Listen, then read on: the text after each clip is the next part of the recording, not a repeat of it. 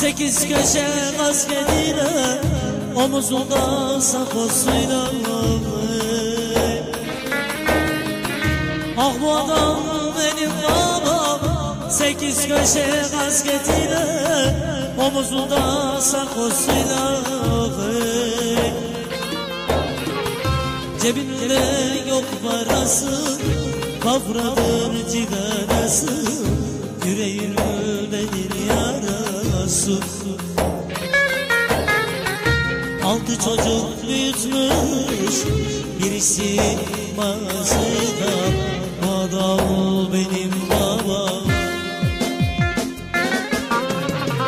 Ağlama benim babam, dert etmen açar babam.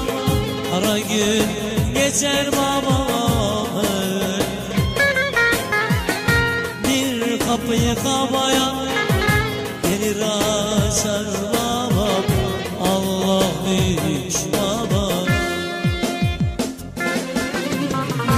Ağlama aslan babam, dert etmen açar babam. Kara gün geçer babam.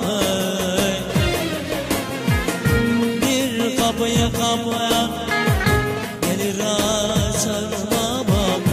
Mevlam büyük babam.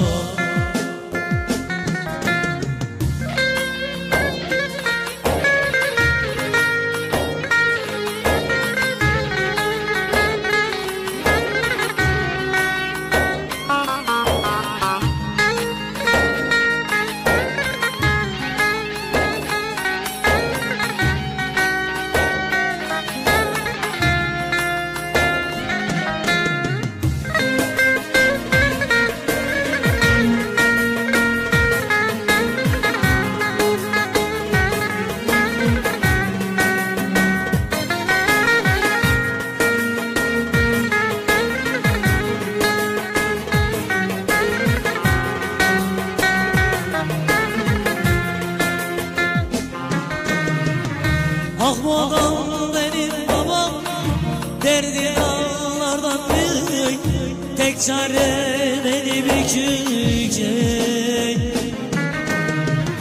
Ah bu adam benim babam, derdi dağlardan büyük, tek çare beni bükecek.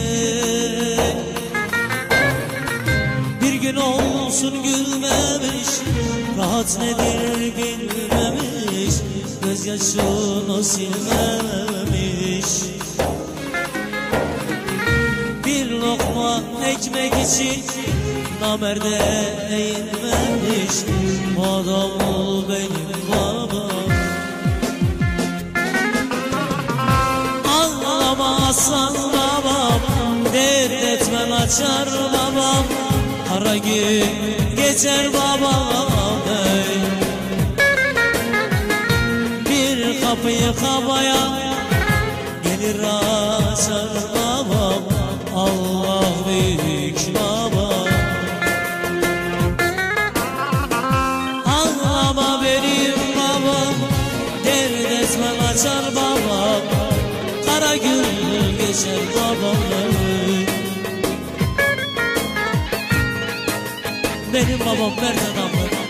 Bir dikili ağaç olmadı belki ama onuruyla yaşadı. Namussuzlara, şerefsizlere boyun eğmedi. Bu adam benim babam. Benim babam.